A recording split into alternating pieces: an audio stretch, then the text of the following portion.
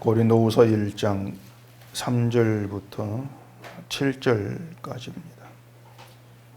찬송하리로다. 그는 우리 주 예수 그리스도의 하나님이시요 자비의 아버지시요 모든 위로의 하나님이시며 우리의 모든 환난 중에서 우리를 위로하사 우리로 하여금 하나님께 받는 위로로서 모든 환난 중에 있는 자들을 능히 위로하게 하시는 이시로다. 그리스도의 고난이 우리에게 넘친 것 같이 우리가 받는 위로도 그리스도로 말미암아 넘치는도다. 우리가 환난 당하는 것도 너희가 위로와 구원을 받게 하려는 것이요 우리가 위로를 받는 것도 너희가 위로를 받게 하려는 것이니 이 위로가 너희 속에 역사하여 우리가 받는 것 같은 고난을 너희도 견디게 하느니라.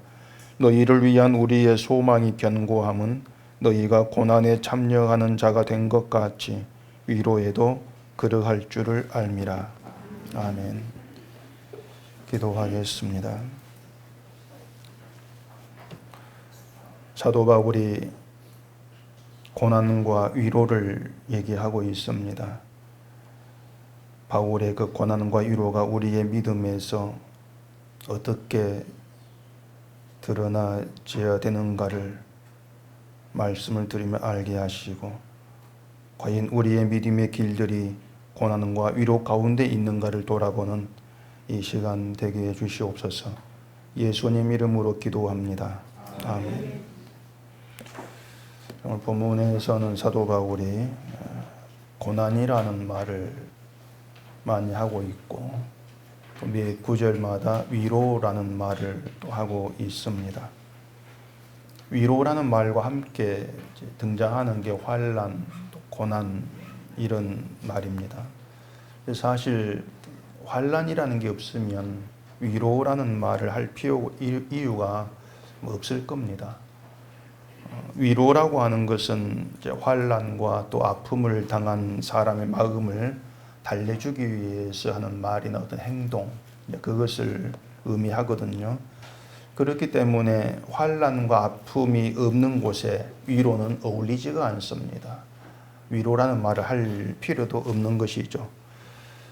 가령 결혼식장에 가서 필요한 건 축하의 말이지 위로의 말은 아니지 않습니까? 결혼식장에는 아픔이라는 게, 고난이라는 게 없거든요. 환난도 없어요. 결혼이 고난이다 이렇게 얘기하지만 그건 농담으로 그냥 하는 말이고, 결혼식장에는 축하의 말만 하면 되는 거죠. 위로는 장례식장에서 필요하지 않습니까? 슬픔이 있고 또 아픔이 있는 현장이 장례식장이기 때문에 거기 가서 위로의 말을 하게 되는 것이지, 장례식장 가가지고 축하합니다 이런 말을 할 사람은 없을 거예요. 그래서 사도는 위로라는 말을 하면서 함께 고난, 환난을 얘기를 하고 있는 겁니다. 자, 그렇다면 누군가가 위로받기를 원한다면 그것은 그에게 아픔이 있다, 환난이 있다, 또 고난이 있다, 그런 의미가 될 겁니다. 반대로 난 위로를 받을 필요도 없고 위로받지 않아도 됩니다, 이렇게 생각한다면 그건 나에게는 고난이 없고 환난도 없다, 이러한 뜻이 되겠죠. 마음도 평안하다, 그렇게 되어지는 겁니다. 3절을 보십시다. 찬송하리로다. 그는 우리 주 예수 그리스도의 하나님이시요 자비의 아버지시요 모든 위로의 하나님이시며, 그런 얘기를 하고 있습니다. 하나님을 자비의 아버지 이렇게 얘기를 하죠. 신자라면 누구나 다 하나님의 자비하심으로 죄가 용서되었고 구원받았다 잘 아실 겁니다. 그래서 하나님의 자비는 우리 사는 게 평안하든 평안치 않든 고난이 있든 상관없이 모든 사람에게 필요한 게 하나님의 자비입니다. 난 착한 일을 많이 해서 자비가 필요 없습니다, 그럴 사람은 없을 겁니다. 이렇게 하나님의 자비가 모든 사람에게 필요한 것처럼 하나님의 위로도 모든 사람에게 필요한 겁니다. 자비는 모든 사람에게 필요한데 위로는 뭔가 평안한 사람에게는 필요 없고 고난 중에 있는 사람에게만 필요한 게 위로다. 이렇게 말할 수가 없는 겁니다. 그렇게 되면 위로의 하나님은 어떤 사람에게는 해당이 되고 어떤 사람에게는 해당이 안 되는 그런 결과가 되지 않습니까? 우리가 하나님과의 관계에 있어요. 신자라고 하는 건. 하나님과의 관계에 있기 때문에 그런 우리에게 하나님은 자비의 아버지가 되시고 위로의 하나님이 되신다는 겁니다. 다시 말하지만 모든 사람에게 해당이 되는 내용입니다. 신자는 하나님의 자비 없이는 존재할 수가 없는 것이고 하나님의 위로가 없이는 현재의 고난을 견딜 수가 없게 되는 겁니다. 그래서 신자가 하나님의 자비하심을 진심으로 구한다면 그건 자기의 죄인됨을 알기 때문이다. 이렇게 얘기할 수가 있겠죠. 그러면 신자가 나에게 하나님의 위로가 있기를 정말 간절히 원합니다. 이렇게 말한다면 그건 나에게 환난과 고난이 있습니다. 나는 고난 가운데 있습니다. 이러한 의미가 되는 겁니다. 고난이 없는 상태에서 난 그냥 평안합니다. 이 상태에서 하나님의 위로를 구합니다. 이러한 말은 거짓이에요. 그건 앞뒤가 안 맞는 말이 되는 것이죠.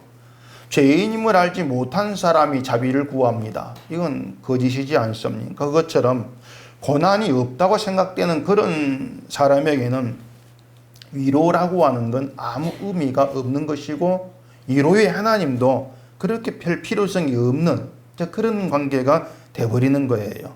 그렇기 때문에 난 고난은 필요 없고 위로만 있으면 됩니다. 이건 말이 안 되는 겁니다. 함께 있는 것이니까. 그래서 우리가 위로를 말하기 전에 먼저 알아야 되는 것이 고난에 대한 겁니다. 고난에 대한 걸 먼저 알아야 위로의 문제가 해결이 되는 겁니다. 5절을 보십시다. 그리스도의 고난이 우리에게 넘친 것 같이 우리가 받는 위로도 그리스도로 말미암아 넘치는도다.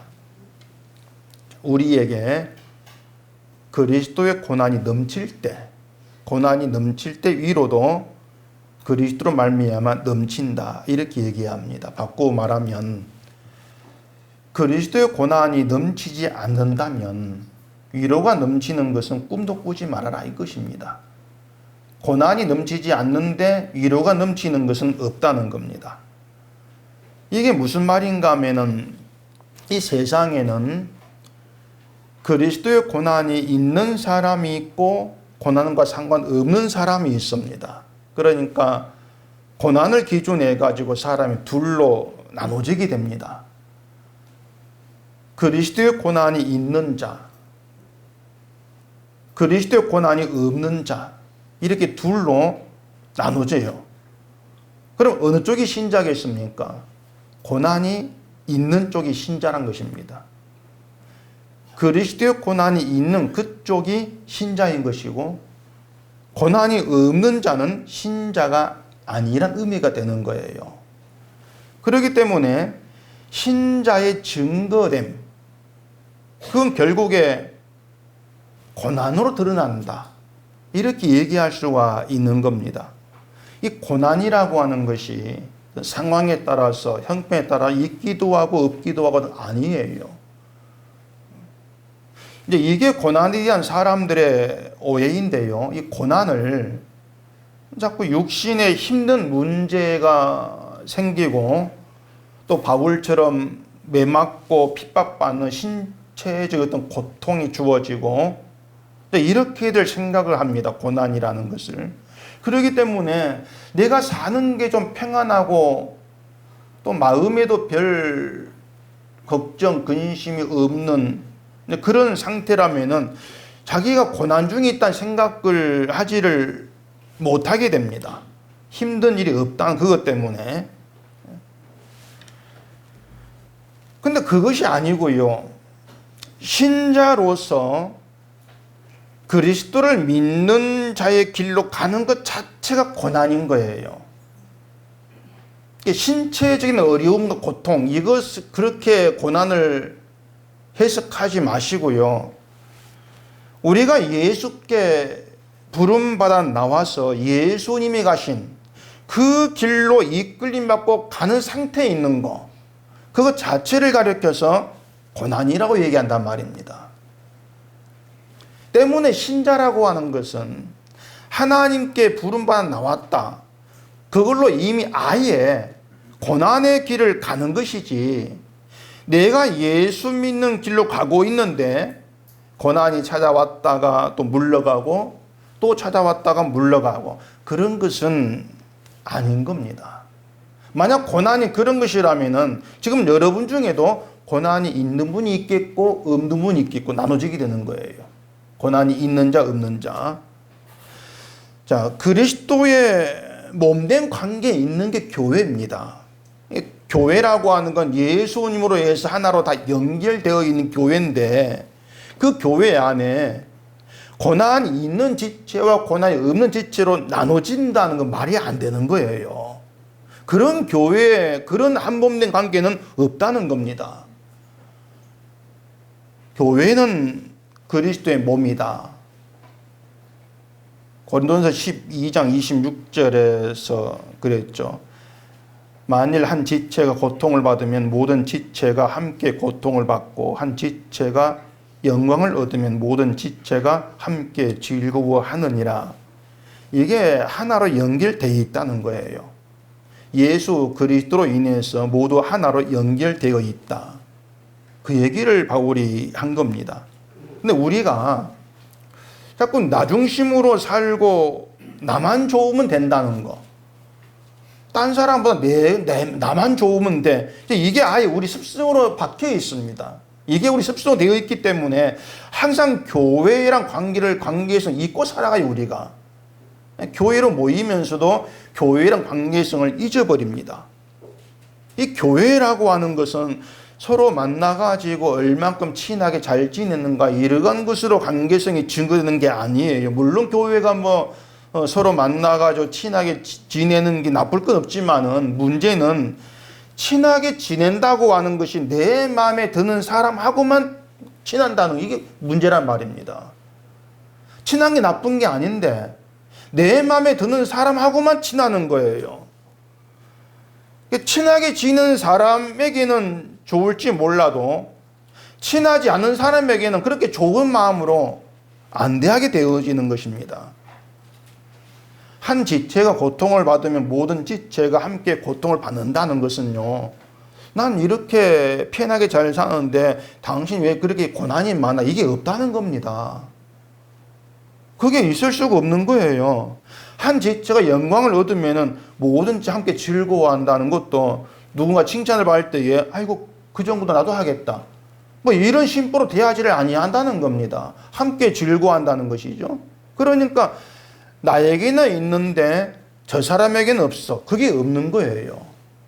나는 잘하는데 저 사람은 잘 못해, 이게 없는 게 교회라는 겁니다. 있으면 같이 있는 거예요. 없으면 같이 없는 거예요. 그게 교회예요.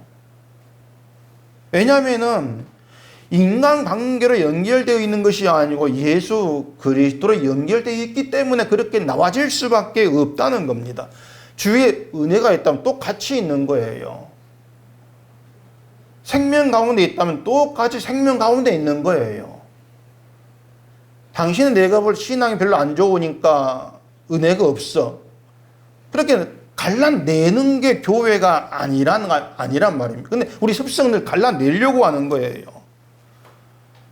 그래서 예수 그리스도로 연결되어 있기 때문에 그리스도의 고난이 신자에게 넘친다면 그건 어느 한 사람에게만 해당되어 넘치는 것이 아니고 예수에게 연결되어 있는 모든 지체에게 동일하게 넘치는 고난이란 것이에요.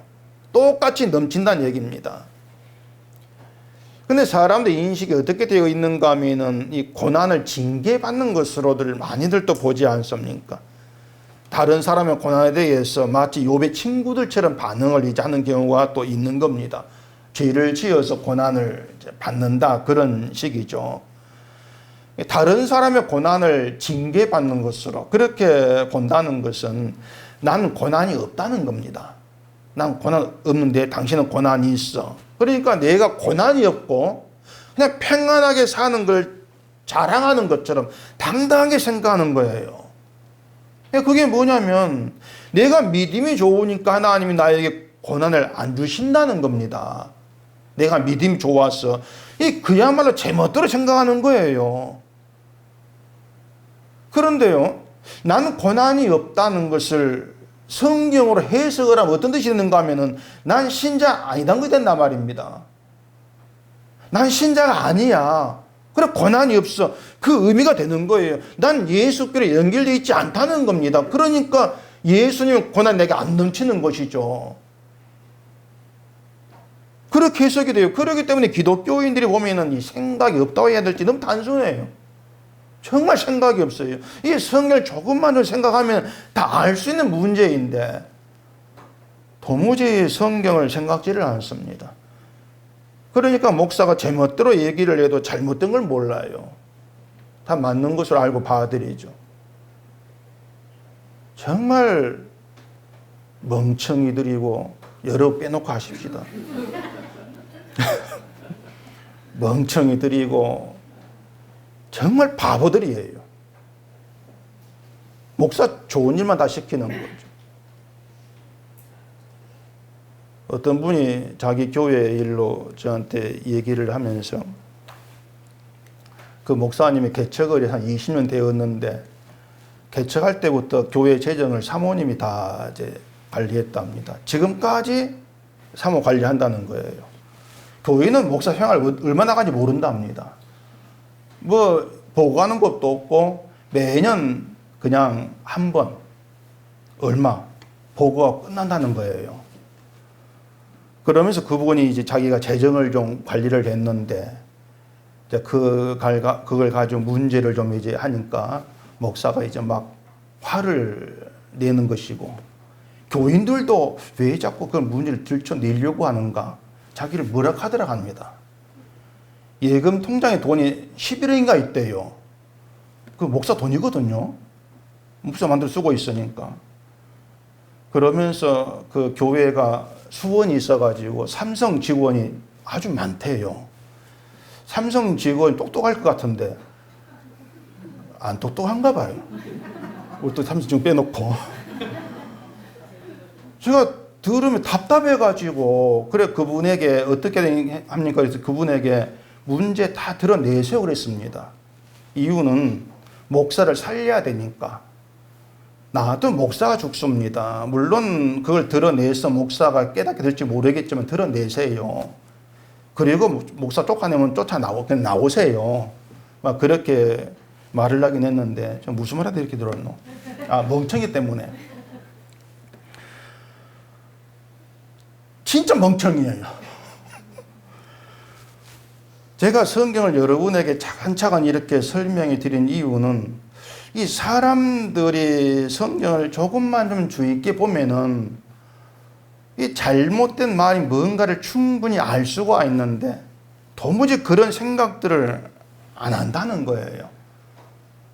저는 거기 참 많이 답답한 겁니다. 그래서 잘못된 거 눈치를 못 채는 것이죠.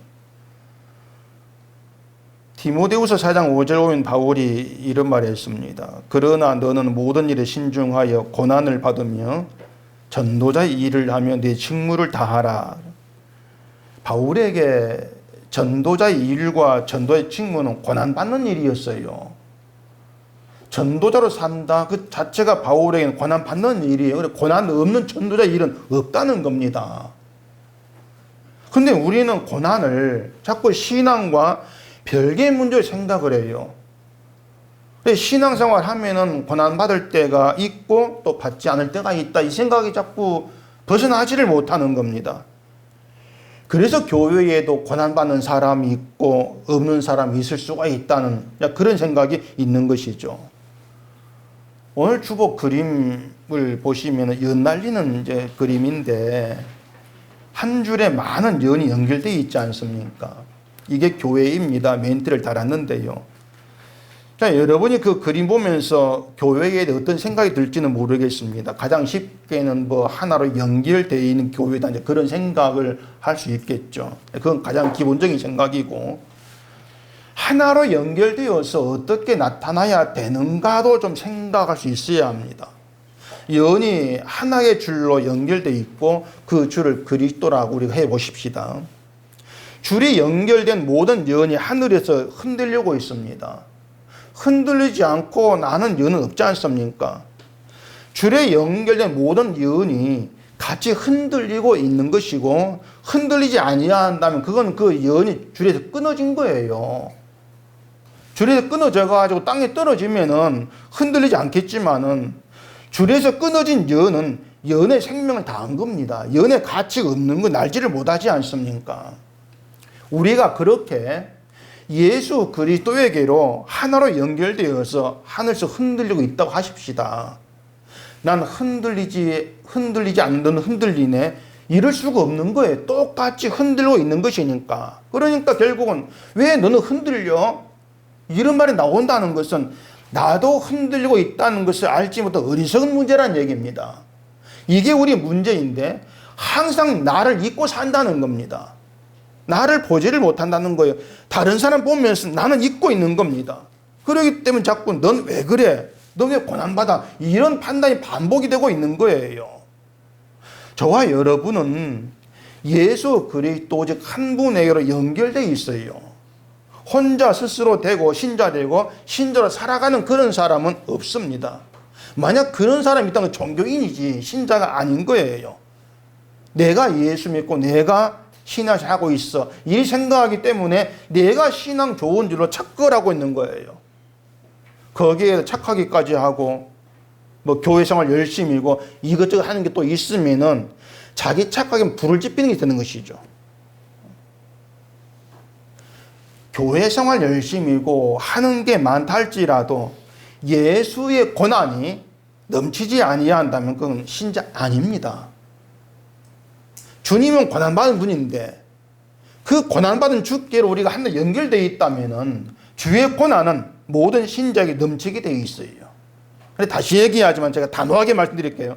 고난이 넘치지 아니한다면 신자 아닌 겁니다. 분명한 사실이에요. 자, 이렇게 말씀을 드리면 아마 난 지금 고난받는 게 없는데 그럼 난 어쩌지?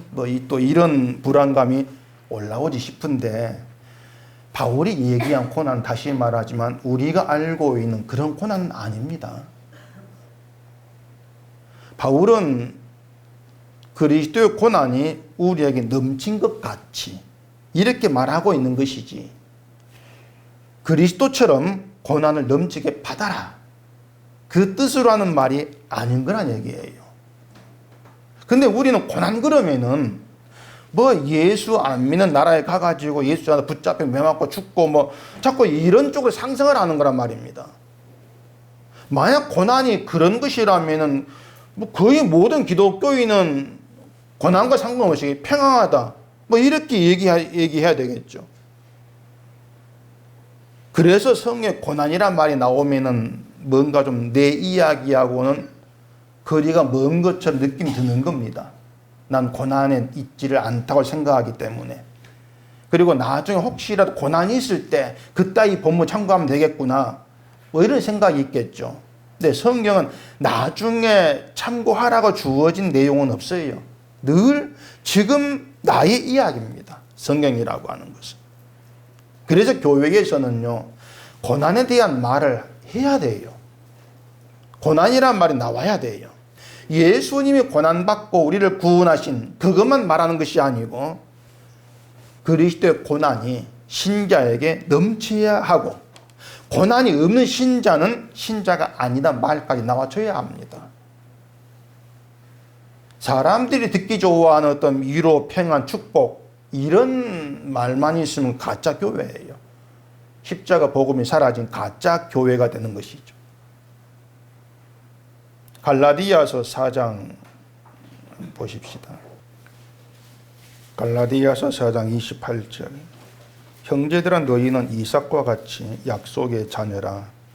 그러나 그 때에 육체를 따라 난 자가 성령을 따라 난 자를 박해한 것 같이 이제도 그러하도다.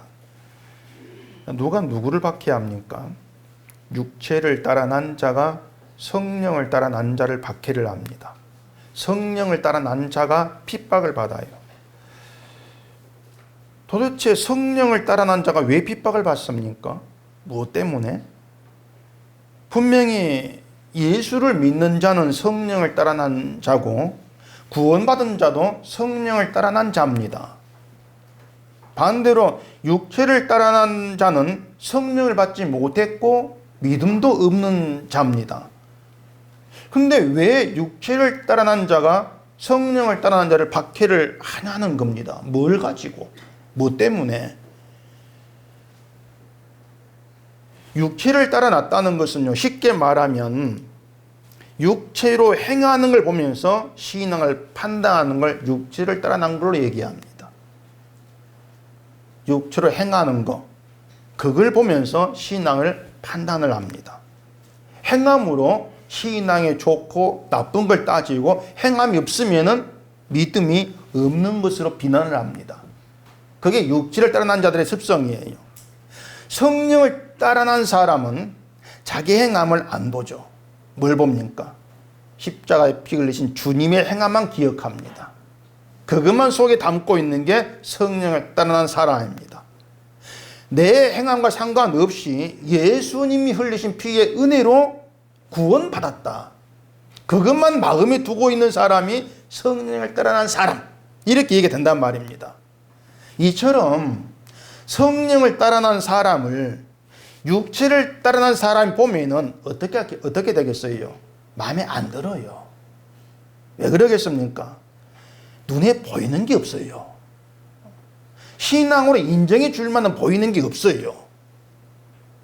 그래 신앙 행위로 야 참 너 신앙이 좋다 이 점수줄 만한 그런 행함이 성령을 따라하는 사람에게는 안 보이는 거예요.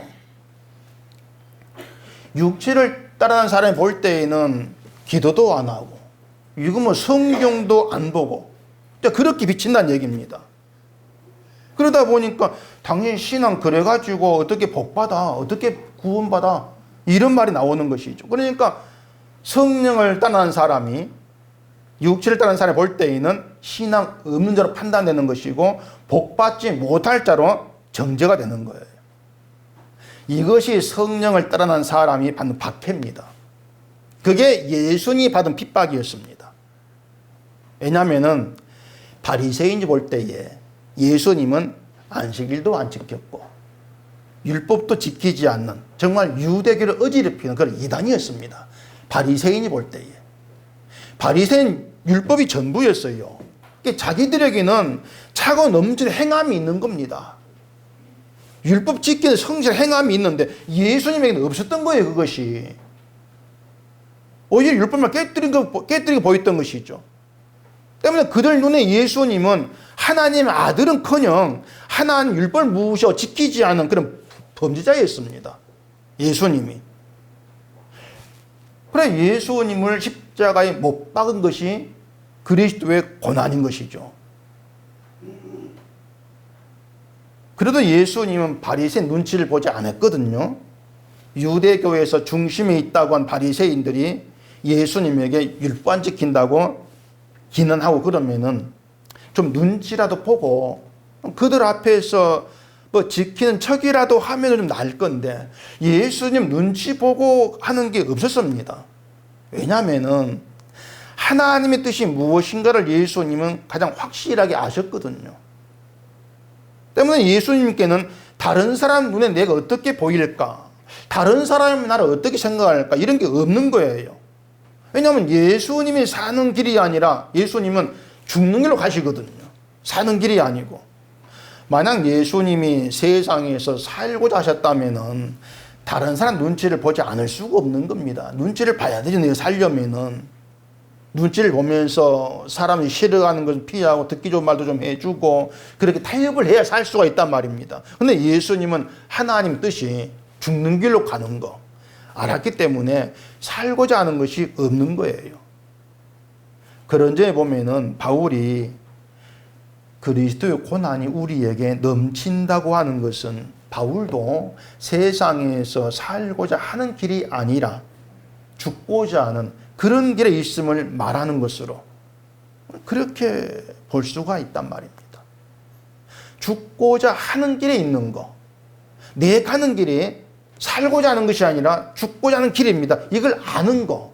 그 믿음의 길을 가고자 하는 거. 그게 주의 고난이 넘치는 거예요. 그 자체가. 인간은 살기 위해 삽니다. 내가 사는 길로 가고 싶어 하는 것이지 죽고자 하는 길로 가지를 않습니다. 살기 위해 살려고 하다 보니까 사람 눈치를 보지 않을 수가 없지 않습니까? 같이 어울려야 되니까. 목사도 살기 위해 목사하게 되어지면 교인 눈치를 보지 않을 수가 없어요. 자연히 듣기 싫은 말은 피하게 되는 것이고, 뭐 듣고 은혜 받았다고 할 만한 그런 말을 하게 돼 있단 말입니다. 교인들도 살기 위해 사는 사람들에게는 죽음이라면 듣기 싫은 거예요. 여러분 안 그렇습니까? 제가 믿음이 죽고자 하는 길로 간다고 했는데 여러분 그게 기분 좋은 말 들립니까? 아니잖아요. 그런 말 듣기 싫은 거예요. 죄인이란 말에도 인상을 쓸 수밖에 없단 말입니다. 죽음, 죄인, 좀 그런 말은 안 하고 은혜 되는 말을 해달라는 것이죠. 은혜 되는 말만. 그게 살고자 하는 사람들의 자연스러운 반응이에요. 이처럼 살기 위해 살아가는 이 세상에서 인간은 죽음의 존재라는 것, 이걸 분명히 하고 죽음 쪽을 바라보고 예수님께서 피 흘려 죽으신 그쪽을 바라보고 나아가는 것, 그게 이미 고난 속에 들어있는 것입니다. 그게 고난이 넘치는 것인 거예요. 요한계시록 3장을 보십시다. 요한계시록 3장 1절. 사대 교회의 사자에게 편지하라. 하나님의 7 영과 7 비을을 가지신 네가 이르시되 내가 내 행위를 아노니 내가 살았다 하는 이름은 가졌으나 죽은 자로다. 너는 일깨어 그 남은 바 죽게 된 것을 굳건하게 하라. 내 하나님 앞에 내 행위에 온전한 것을 갖지 못하였노니 그러므로 내가 어떻게 받았으며 어떻게 들었는지 생각하고 깊게 회개하라.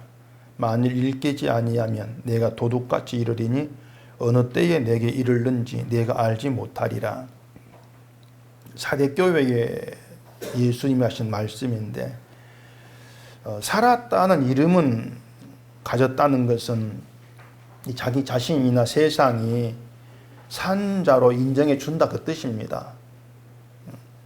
가령 어느 교회가 뭐 새벽기도에 10만 명이 나온다 뭐 그렇게 얘기를 하던데, 그걸 보고 사람들은 야, 저 교회는 살아있어 이런 말을 흔히들 합니다.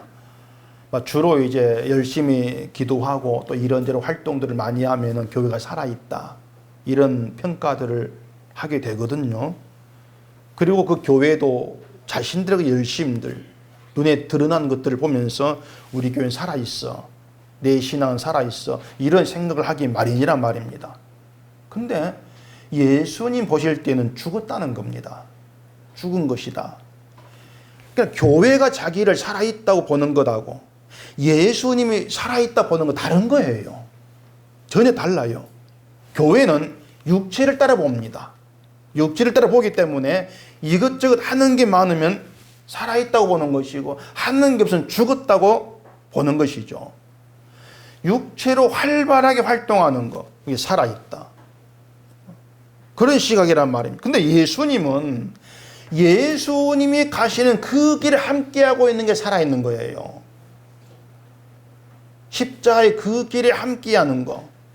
그 길에 함께하지 않으면 그게 죽어있다는 것이 예수님 보시는 시각이란 말입니다. 근데 예수님이 가시는 길에 함께하는 증거가 뭐냐면 자기를 죽음의 존재로 봐요. 육체 활동이 끊었건 상관없이 인간은 죄로 인해 죽은 존재야 자기를 그런 시각으로 보게 되어진단 말입니다. 근데 자기를 죽음의 존재로 알고 아무것도 할 수 없는 무능한 존재로 그렇게 바라봤을 때에 그것이 부활하신 주님께로 이끌림 받는 것이 되어진단 말이에요. 생명으로. 내가 무능하니까 죽음의 존재이기 때문에 십자가에서 피 흘려 죽으시 부활하신 주님만 희망인 것이죠. 그분밖에 바라볼 게 없는 거예요. 그것이 그리스도로 말미암아 넘치는 위로예요. 그것이.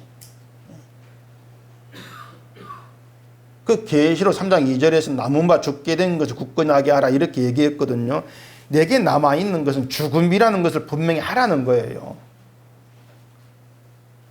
그러면 하나님 앞에 내 행위 온전한 걸 찾지 못했다고 한다 그 말입니다. 행위를 가지고 내가 살았어, 자랑을 했는데 하나님 앞에서는 어떤 행위도 온전한 것으로 인정되지를 않는다는 것이죠.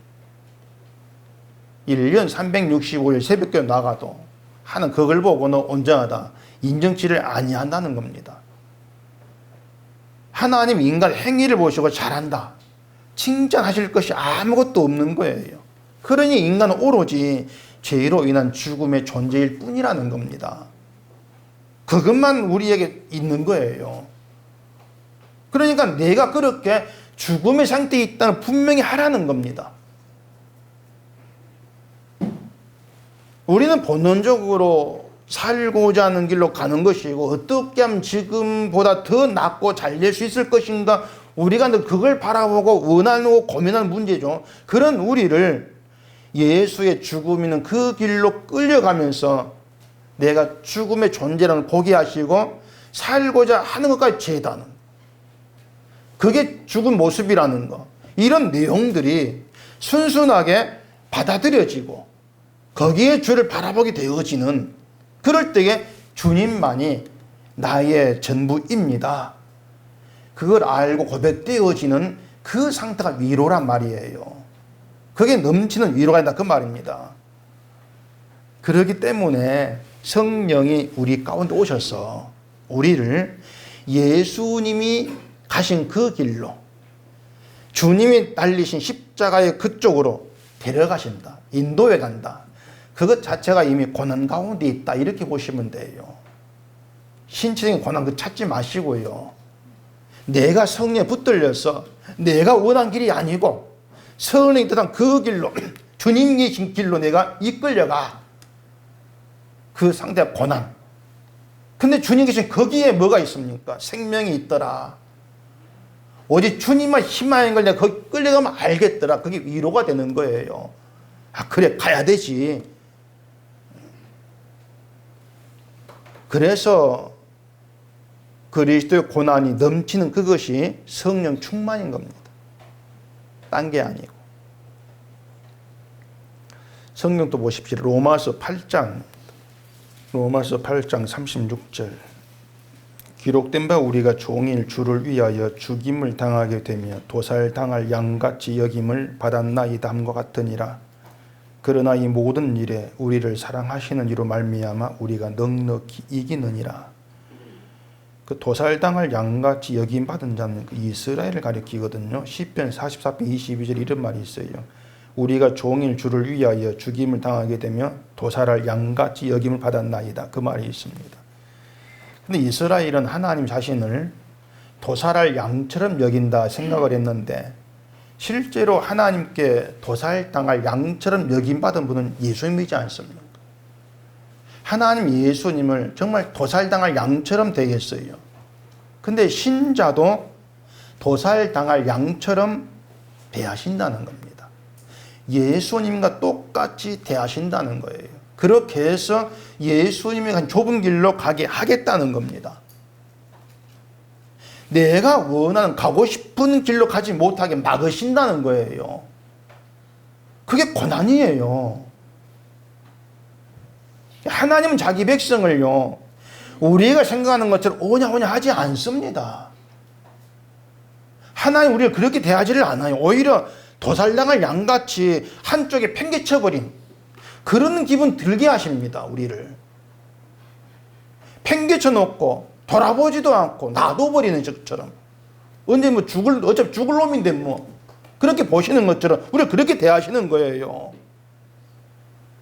여러분 생각해 보세요. 하나님 믿어오시면서 하나님은 나를 전혀 돌아보지 않냐는 느낌 들 때 없었습니까, 여러분? 난 이렇게 고생하는데 하나님 전혀 그런 나에게 위로도 안 해주고 어떤 삶을 바꿔주지도 않고 팽개친 것 같은 그런 느낌이 들어본 적이 없습니까?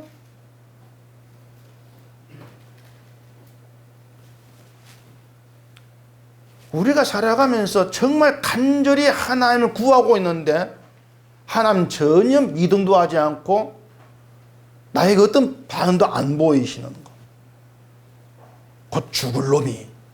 그러면서 나에게 신경 쓰지 않고 내버려 둔 것 같은 그런 느낌. 그런 느낌이 있어야 돼요. 근데 그런 느낌이 들 때가 있으면 뭐가 위로가 됩니까? 그런 느낌이 들 때 위로가 되는 것은 하나님의 사랑이에요. 그래도 사랑이에요. 로마서 8장 38절에 그랬거든요. 내가 확신하노니 사망이나 생명이나 천사들이나 권세자들이나 현재 일이나 장래 일이나 능력이나 높음이나 기품이나 다른 어떤 피조물이라도 우리를 우리 주 그리스도 예수 안에 있는 하나님의 사랑에서 끊을 수 없으리라. 사람들이 좀 잘 살아보겠다고 하나님을 잡고 예수를 부릅니다. 십자가를 믿으면 천국 갈 수 있다고 생각하고 십자가 시 노래를 부릅니다. 신앙생활 열심히 하면 복 받을 것이라 생각하고 교회를 열심히 합니다. 그러면서 한 가지를 모릅니다. 그건 믿음은 곧 뭐다? 고난이다. 이걸 몰라요. 믿음은 고난이다. 사람들이 나 잘 되려고 나 살기 위해서 믿음을 택하는 거. 그렇기 때문에 고난에 눈을 못 뜨는 것이죠. 그런데 그런 우리도 하나님이 믿음을 은총으로 주셔서 자기 백성을 붙들고 가시는 그 길이 들여다보니까 주님 가신 길이더라. 그 길이 도살당할 양처럼 대접받던 그 길로 우리를 데려가시더라. 그걸 보게 되는 겁니다. 그게 정말 믿음의 길. 주님 가신 그 길을 제대로 보고 있는 눈이 열린 그런 신자됨이라고 하는 거예요. 그래서 그 길을 알게 되었을 때에 내가 살고자 했던 모든 것이 죄라는 게 드러나지게 되면서 아, 내가 죽음의 존재구나. 이 사실이 더 견고해지는 것이죠. 그럴수록 내가 죽음의 존재라는 것이 견고해질수록 우리에게 더 큰 희망은 힘으로 남는 건 주님밖에 없어요. 주님만 희망으로 더 견고해지게 되어지는 것이죠. 이게 주를 우리가 알고 주를 믿게 된 믿음인데 이런 믿음의 세계가 달콤하다고 할 수 있냐 그 말입니다. 절대 믿음의 세계는 달콤하지가 않습니다. 근데 기독교인들이 자꾸 믿음을 달콤한 것으로 그래 생각을 해 오해죠. 믿음의 세계가 달콤할 것 같으면은 고난이 넘친다 이런 말은 어울리지가 않습니다. 믿음의 세계는 달콤하지가 않고 씁니다. 써도 너무 써가지고 마실 수가 없습니다. 그래서 믿음은 우리 힘으로 감당할 수가 있는 것이 아니고 하나님의 사랑이 우리를 붙드시면서 끌어가는 겁니다. 그러면서 담대하라. 내가 끌어가니까 이렇게 말씀을 하고 있는 거예요.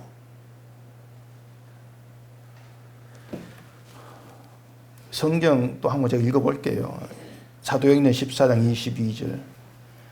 제자들의 마음을 굳게 하여 이 믿음이 머물러 있으라 권하고 또 우리가 하나님의 나라에 들어가려면 많은 환난을 겪어야 할 것이라 하고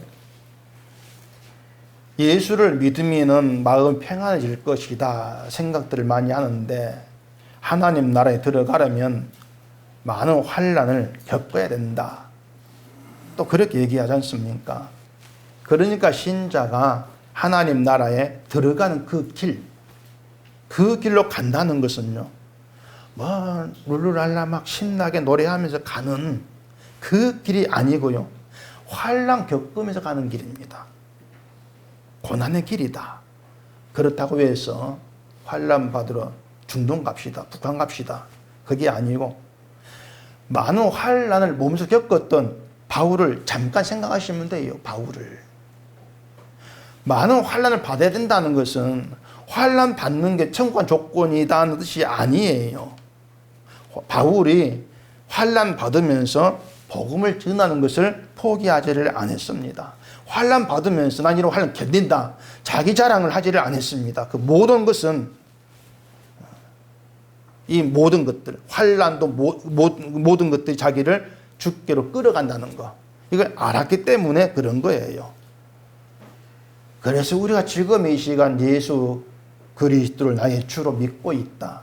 그 믿음이 내게 주어져 있다. 그렇다면 우리는 지금 환난 가운데에서 믿음의 길로 인도받고 있는 그런 가운데 있다고 그렇게 받아주시면 되는 겁니다.